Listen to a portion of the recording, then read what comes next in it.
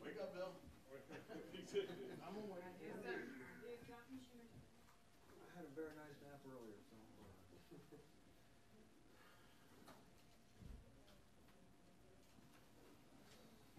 Don't be answering all the questions out there. That's right. It defeats the purpose. That's always the classic, like the old 20-minute press conference, and then when they walk away, like Right. chase them down for 5 more minutes, you're like, we just I need background information. you just gotta ask all these questions while they're What is this stuff? You see this? No, I hope not. Yeah, I don't know if that's true.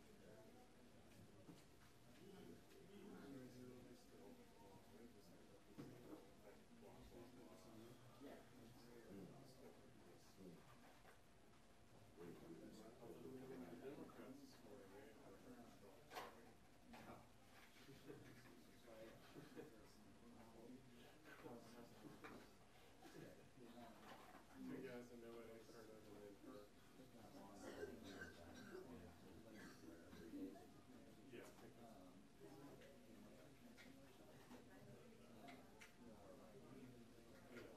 that was a crazy talk show. The concept for the Republicans, they brought up all the hitters.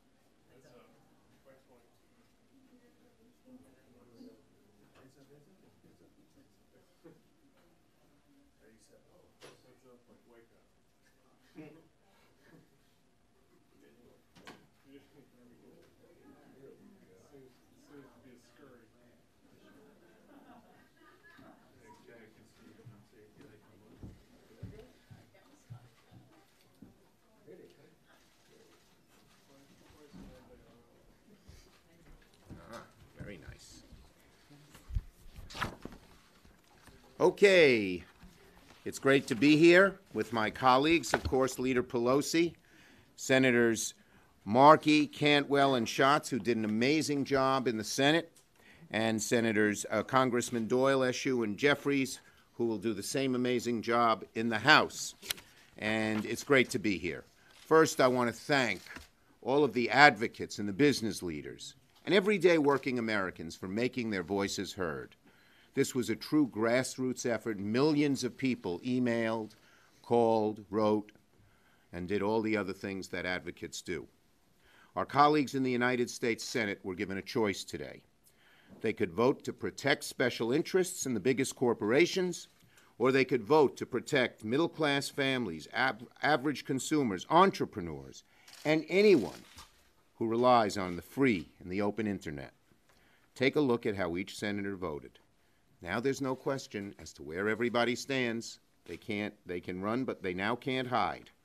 Senate Republicans with the noble exceptions of Senators Collins, Murkowski, and Kennedy, voted on behalf of the special interests.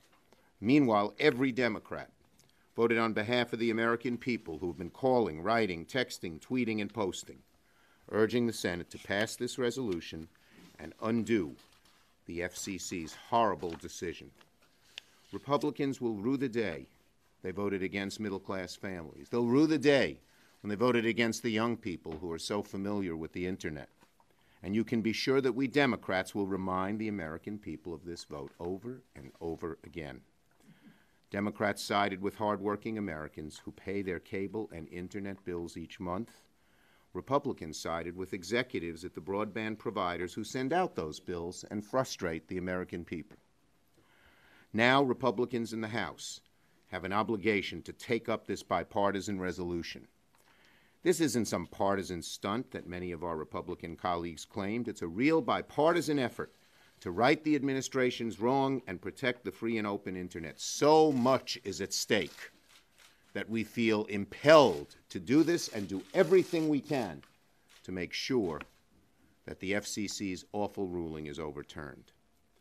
House Republicans don't have to choose the same path that the vast majority of Republicans in the Senate chose. Speaker Ryan should bring this resolution up for a vote immediately because it's too important of an issue to shelve.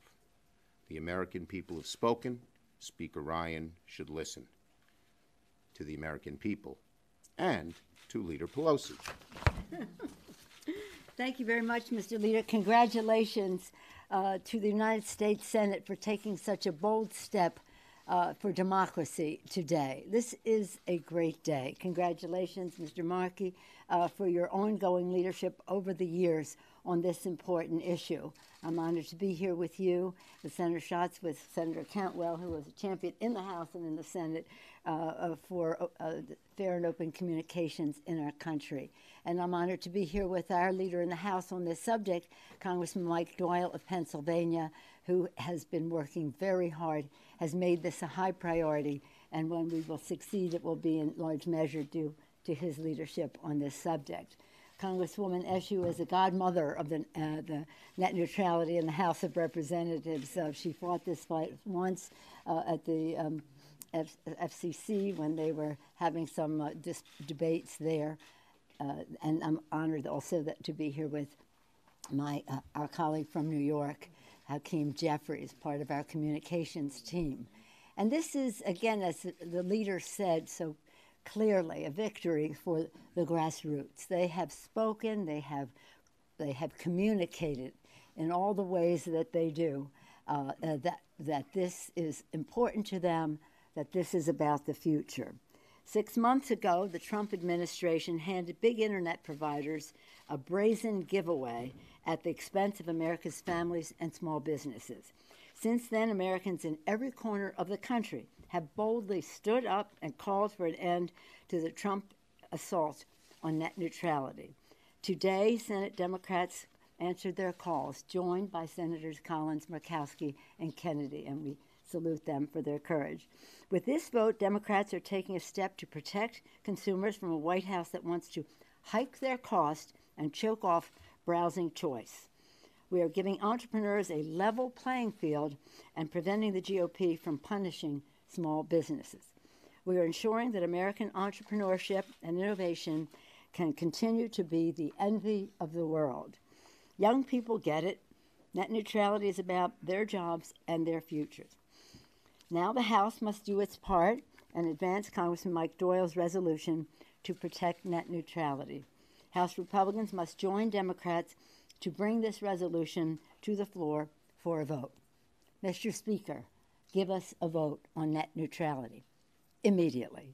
Supporting this resolution means supporting our democracy, ensuring the voices of consumers are heard, their will is respected, and the Internet remains open to all. Why would Speaker Ryan and the Republicans want to stand in the way of democracy? While Republicans give the American people a raw deal, the majority of them here, Democrats are offering a better deal. Democrats have a bold plan in this net neutrality to safeguard the open Internet through strong net neutrality protections, to ensure nationwide competitive broadband options for consumers and small businesses, and to expand our better deal for universal high-speed internet to bring broadband to every neighborhood, school, and farm. Democrats will never stop fighting to defend a free, open internet for all. That is part of the American way. And now it is my privilege to yield to the distinguished senator from Massachusetts, a fighter for an open internet for such a long time, an author and leader in the passage of the Telecommunications Act in the 90s, which made this so much of what has happened since then possible. Thank you, Mr. Markey, for your leadership. I'm pleased to yield to you. Thank you, Madam Leader, and thank you for all of your historic leadership on all of these issues. Senator Schumer, Representative Doyle, Senator Cantwell, Representative Eshoo, Senator Schatz, Representative Jeffries. This was a team game to get to this point. Senator Schumer decided right up front that this was going to become an issue that the Democrats would lead on, that we would ensure that there was a national debate. So I want to thank him for helping to frame this as a national debate, and it is, as of today, that. It's just going to build from here. So today, the Senate took the most important vote on the Internet in its history, and the American people won. This vote is to keep net neutrality on the books, and it is a major victory for consumers, for entrepreneurs, for small businesses, for rural America, for every family in America. It is a victory for our economy. It is a victory for our democracy. We thank Senator Kennedy. We thank Senator Collins. We thank Senator Murkowski for their votes on this issue. It could not have happened without them. But when we talk about a free and open internet, we mean an internet that is free from corporate control and open to anyone to communicate, to innovate, and to connect. Net neutrality is simple. After you pay your monthly bill to your internet service provider, you should be able to access all content on the web at the same speed as your neighbor or the biggest company in your hometown. No slowing down of certain websites, no blocking websites, no setting up internet fast lanes and slow lanes and charging you more on your monthly bill to make a website load faster or to get access to them. None of that. We want to keep bills low and internet speeds high for everyone. Net neutrality makes that possible. Today, with this historic vote, the Senate has put the Trump administration on notice, and now House Republicans will have a choice: to be on the side of the American people or hold hands with President Trump and his big corporate and lobbyist cronies. We know that net neutrality is a midterm movement builder. A key question for anyone on the campaign trail in 2018 will now be, do you support net neutrality? Every candidate in America is going to be asked that question. The answer for the overwhelming number of Americans is yes. And that's why this vote today in the Senate is so important. I thank all of my colleagues for their support. This is just the beginning. This is going to be an issue that animates American politics for the rest of this year. And with Nancy Pelosi, the leader of the discharge petition in the United States House of Representatives, is my friend Mike Doyle from Pennsylvania. Welcome, Mike. Thanks, Ed. First of all, I want to congratulate my Senate colleagues, Senator Schumer, Senator Markey, all my Senate colleagues. Congratulations today for passing this bill. This is a historic day for net neutrality in Congress and a historic victory for those who have fought for a free and open internet for every American who uses it. You know, this isn't a partisan issue. Americans overwhelmingly support net neutrality. Not just Democrats. Democrats, Republicans, Independents, by over 80% support net neutrality. It's about protecting small businesses, students, innovators, entrepreneurs, and competition. These are the policies that every American benefits from, and it enables our modern economy. That's why I have introduced a companion CRA in the House, and I'm going to continue to work with the leadership in the House to bring this to the floor. But I'm also going to begin a discharge petition, which we will have open for signature tomorrow morning. And I urge every member who supports a free and open internet to join me and sign this petition so we can bring this legislation to the floor. Everyone who believes in a free and open internet needs to urge their member of Congress to sign the discharge petition and to co-sponsor the CRA. As Ed has said, it's time for the American people to know where their member of Congress stands on net neutrality and whether they support a free and open internet. If you believe that's important, pick up your phone, call your member of Congress, and ask them if they've signed the discharge petition in the House, and if not, why not? Because we're going to hold people accountable on Election Day. The public will know who supports this and who doesn't. It gives me great pleasure to introduce someone who's been a strong, strong advocate in the fight for net neutrality, Senator Cantwell. Thank you. It's great to be here with Leader Pelosi and Leader Schumer and my colleagues from the House of Representatives. The Senate, in bipartisan fashion today, took the first step forward in preserving the strong internet economy that is 7% of our GDP, but 13% of the Northwest economy. So I'm pretty sure I heard a pretty loud cheer go up in Seattle. We are doing that because we want to protect what are those strong economies from the artificial slowing down of the internet. But I'm pretty sure our House colleagues are going to side with big cable companies who are hoping that the public did not notice that the Trump-era FCC rolled back strong internet protections. That is why we need the House to take action to protect the consumers and businesses that will be affected by all of this and to protect that strong innovation economy. I know people think that highest tier pricing or pricing at the highest bidder, well, it might work at Christie's if you're having an art auction, but it certainly doesn't work when you are trying to cover a network of internet service and you want essential service for hospitals and educators and small businesses. That's why we want the House to act, to protect the American economy. I will also note, while some people want to know how this bill is going to move forward, there are people within the administration, Earl Comstock, who is also saying that he would like to see the Trump administration get behind this.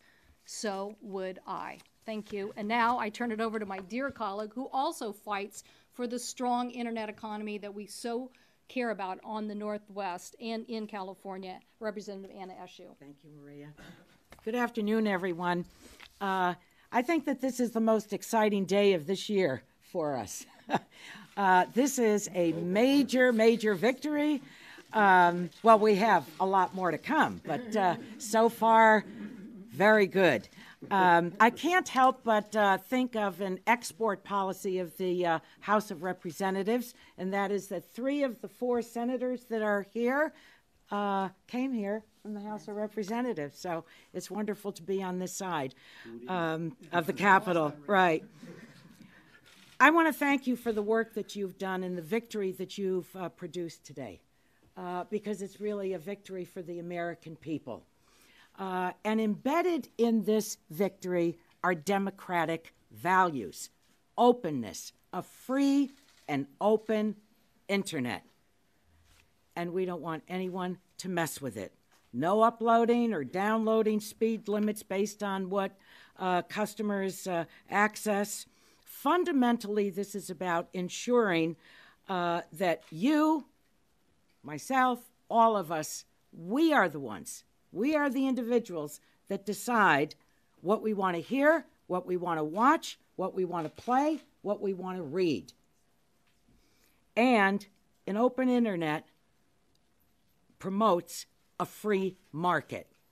My Republican friends love to talk about free markets. And yet, let's look at who's on one side, who's on the other side.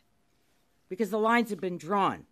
On one side, there are over 1,200 startups, 200 online platforms, over a dozen attorneys general, 60 mayors nationwide, 52 civil and human rights organizations, 120,000 libraries, anchor institutions in all of our communities, 41 small ISPs, and 22 of the pioneers and technologists who helped create the internet itself, along with millions of the American people.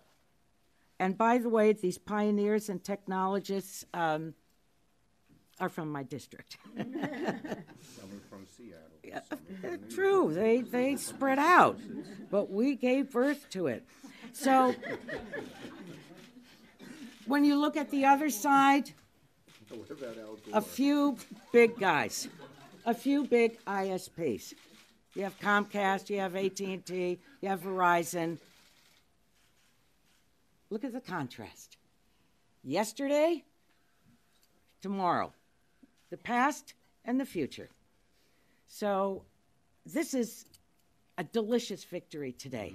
And I look forward to replicating the leadership of not only Leader Schumer, Maria Cantwell, Ed Markey. I keep looking at Eddie. That seat is missing next to me in the House, Eddie. Yep. This is an important victory for the American people. And it is for all the reasons that this great invention, this is an American invention, one of the greatest inventions of America. I think it's the greatest invention since the printing press, and it's the backbone of everything. And we don't want these guys messing with it. It belongs to us, not for some corporation to slice up like bologna. The American people don't deserve that. So bravo to all of you. We've got work to do to replicate your work in the Senate. Okay, and now Senator Schatz from Hawaii. Yes, you weren't the House member. I was not. No. That's why. First thing I want to do is thank Lisa Murkowski, Susan Collins, and John Kennedy. They displayed real courage today. And you know, we politicians have sometimes a tendency to overstate how decisively people feel on our side of the issue. But we are not exaggerating that there is no controversy out there in the world.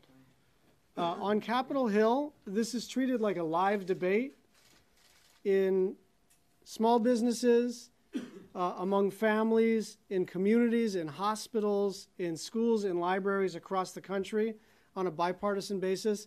This debate is not a debate. This thing polls 83 to 16.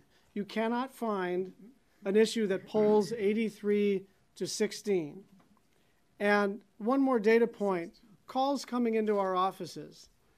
Red State Senator, a friend of mine, I won't mention his or her name, said the calls came in 6,000 in favor of net neutrality, 10 opposed. There is no issue that is gelling people like this issue. And I will just give you one last data point. I have a 14-year-old boy, and trying to get him to care about the Affordable Care Act or tax policy is a special kind of challenge. But when I picked him up one Friday afternoon from school, the first thing out of his mouth is, "Dad, what are they doing to the internet?" And this is an issue like no other. And I think people oppose net neutrality at their peril. A lot of people did a lot of good work, starting with Ed Markey, including Maria and Chuck Schumer. But the reason that we won and the reason that we will eventually win is because the people are with us. And now I'd like to introduce Representative Hakeem Jeffries from New York. I think Senator Schumer said Brooklyn is in the house. Let me thank Senator Schatz. And it really is an honor and a privilege to stand with Leader Pelosi and Leader Schumer and really this dream team of senators and members of the House of Representatives on behalf of a free, fair, and open internet. Net neutrality is about freedom. Net neutrality is about innovation. Net neutrality is about entrepreneurship. Net neutrality is about opportunity. Net neutrality is about access. And today we're at a fork in the road. Thankful that with the leadership of those individuals behind me in the United States Senate, we've chosen progress. We've chosen to protect net neutrality, a fair and open internet. The Senate has stepped up. Now it's time for the House to do the same. We can either stand on the side of the public interest in support of net neutrality, or stand on the side of the special interests and oppose net neutrality. We can either move the country forward, or you can turn back the clock.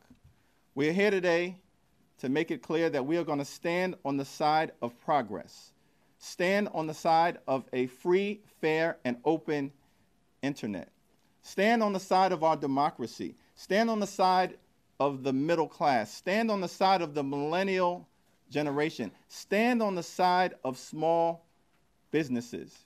The American people deserve strong net neutrality protections. The American people deserve a better deal. Okay, questions? Senator, one first off-topic question, if I could. I wanted to get an update on the latest negotiations over the sexual harassment legislation. Blunt told me you'd be with you, McConnell, Klobuchar. They're continuing. We're making progress. Have you met with them on this? We've talked about it. Senator Schatz talked about the fact that his 14-year-old son got this right away. The sense I get when I'm not talking to people is that it's not an issue that people understand necessarily clearly right off the bat. Is it challenging to sell this as an issue once people get it? You have those numbers, but You speak like someone who's 80 years old. I resent that. But you have to, I mean, You really know how to hurt guys. is it hard to sell this? It's not. You don't get it. It's not. People realize, people who use the internet all the time, realize what this is all about. And that's why there's been such overwhelming response. Millions of calls generated by us. We don't get that on many issues, so that clearly shows people care. 6 million calls came to the, emails came to the FCC. People intuitively get this. If I And they just may add to that, Please. Mr. Leader, I know that I always say in our appropriations dealings, the plural of anecdote is not data, but I will add another anecdote to Mr. Schatz, Senator Schatz's anecdote. I was having a discussion with my brother, Thomas D'Alessandro, former mayor of Baltimore, about one thing and another, and his grandson was there, who's about 21 years old, 23, and I turned to him and I said, well, what do you think about all this that's going in our country? We were talking about every other subject you can name, and he said, I'm only interested in one thing. My friends and I want to know what's going to happen to net neutrality. And we hadn't even talked about net neutrality. As I say, the plural of anecdote is not data, but the experience that we have is that young people know. What he said is, we see, my friends and I see this as a place where our jobs and our future will blossom. So I don't underestimate the power of that communication among young people on this subject. They've spoken up, they've made a difference already. Yeah, one thing that people understand cable and the problems with it, and they don't want the internet to become cable. They get that intuitively. Right away. How much, Senator, it's one thing to get 3 Republicans in the Senate, it's another thing to get 25 Republicans in the House to sign a discharge petition, go against their House leadership. What realistically do you think are the chances of that happening? Well, our weapon are the people in the streets, Okay. are the average people, and our Republican colleagues, House and Senate, are realizing they're starting to hear the drumbeat, that they are always with the special interests, and we're with average folks. Mike. Yeah, there's going to be a vehicle tomorrow morning to make this happen, and that's not what we've had up to this date. A lot of members can say they're for net neutrality. There's just nothing, there's nothing been brought to the floor yet. They're waiting for the committee to act. They can't hide behind that anymore. Tomorrow morning there'll be a discharge petition, and every member of Congress is going to hear from their constituents because we're going to make sure that if people really want to see this happen, they need to know they need to get on the phones and ask their member of Congress if they're on that discharge petition. And if they're not on that discharge petition, why aren't they on this discharge petition? And I will bet you each and every one of their opponents in the upcoming November election is going to ask them whether they're on that discharge petition too. So it's going to be a different set of circumstances start tomorrow morning when there's a vehicle to get that to the floor. We consider this one of the major issues of the 2018 campaign. Last question. What's the cost of net neutrality? There is no cost to the average consumer. The only cost would be when you don't have it, that they get charged more. But the actual cost of installing it or making it happen is none. Yeah, Eddie? the cost of not having net neutrality is that small internet and software company startups have greater difficulty in raising the capital to create the new idea to hire people across this country. The price of net neutrality is a big internet service provider all of a sudden saying Skype can't be carried into your home or your business. Well, you pay a lot more for Netflix. Yeah, A lot of people know that. You must buy our service, not theirs. So the price that is paid without net neutrality is one that would be felt by every small business, every farmer, every rural American, every startup, and every individual in the country. This is the constitution of the internet, net neutrality, non-discrimination, treatment of everyone, regardless of size, as an equal participant in this incredible Thank you. revolution. And so we are looking forward to this battle over in the House. Well said. No, I got the next side. Don't worry about it. I'm more vulnerable to that joke than you.